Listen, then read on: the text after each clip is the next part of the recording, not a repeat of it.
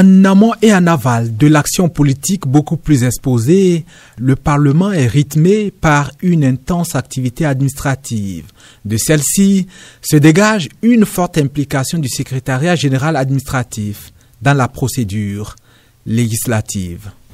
Lorsque le projet ou la proposition de loi atterrit sur le bureau du président de l'Assemblée nationale, le président de l'Assemblée nationale l'affecte en séance plénière, il l'affecte à la commission compétente.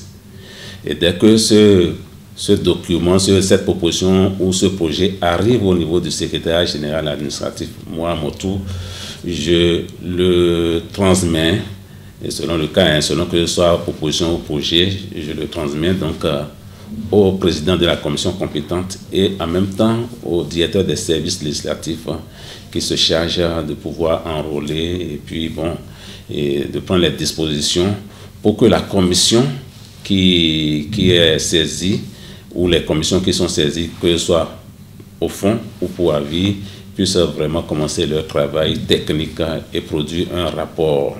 Le périple administratif de la loi ne s'arrête pas là. Après le rapport des commissaires, l'administration parlementaire entre à nouveau en jeu.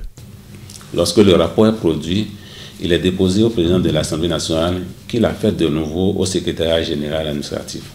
Et moi, à mon tour également, je l'envoie vers le directeur des services législatifs qui prend les dispositions, puisque nous recevons ce rapport avec les instructions du président de l'Assemblée nationale pour multiplication et distribution aux députés en vue de sa programmation.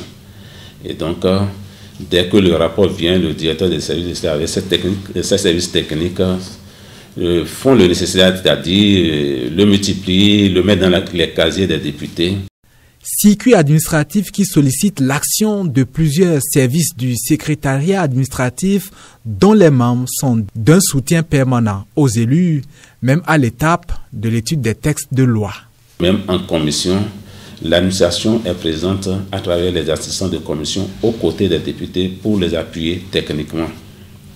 C'est eux d'ailleurs qui font les projets de rapport et qui soumettent ça à l'appréciation du rapporteur de la commission qui est un élu et du président. Et dès que c'est validé, le président de la commission ainsi que son rapporteur signent. Et c'est après avoir signé ce document-là que cela est transmis vraiment au président qui nous l'a fait, comme je l'avais dit tantôt, au niveau du secrétariat général administratif.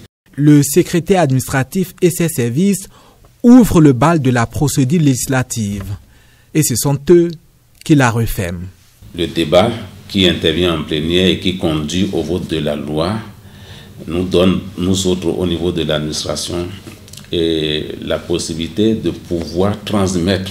Après avoir fait le nécessaire, nous avons un comité de relecture qui essaie de voir la forme du document, finalise et soumet le document à la signature du président de l'Assemblée nationale. À partir de ce moment-là, nous pouvons transmettre la loi ainsi votée par le Parlement au secrétariat général pour que cela soit soumis à la signature, à la promulgation, j'allais dire, du président de la République.